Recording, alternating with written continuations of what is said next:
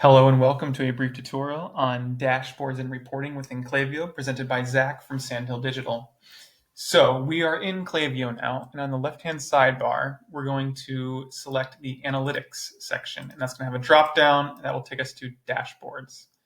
We click on dashboards, we're going to arrive on the dashboards listing page. By default, Klaviyo creates these three. Now, when you go into them, you can customize them, but by default, Klaviyo will auto-populate some content into each of these three. The primary one you're going to be looking at and utilizing probably with your own brand, as well as if you're an agency with clients, you're going to click on the overview dashboard. I sometimes like to rename this for clients, but it's the same thing no matter what. Over here, you're going to have your conversion metrics, and these will change based on the amount of integrations and APIs and other settings that you have set up. For instance, you could have add to cart or added to wish list, different things of that nature, and you can click them and toggle them on here. Obviously, this is an internal agency account, so nothing's really happening. If this was a client of ours, it would have a lot more data and we can do a lot more with it, but that is proprietary information. So without further ado, you can also adjust the time period here as well. And then you'll see there are these things called cards. We're going to get to that in a second, but before we do, I want to show you that you can also refresh data here or just go up to your navigation and refresh. You can print the current data sets that are appearing as a PDF.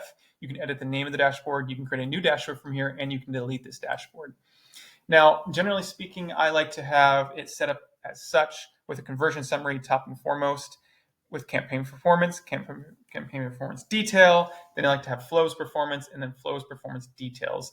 This basically gives you each of these flow or campaign performance cards will give you a general overview, and then the details one will actually show you individual emails or campaigns or flows and how are they performing.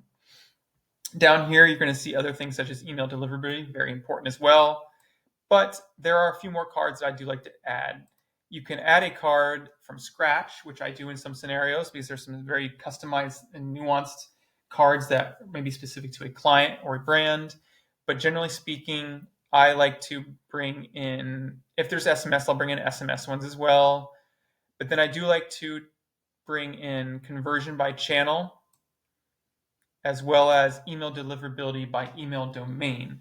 These can give you more insights to how your emails are performing when they're being delivered to different platforms, such as Outlook versus iMail versus Google, for instance, as well as some other key insights that could be helpful when it comes to list health and domain validity and how you're sending and whatnot. But generally speaking, this is the dashboard in a nutshell, and I hope this has been productive and insightful for you, and I look forward to speaking on another topic next time.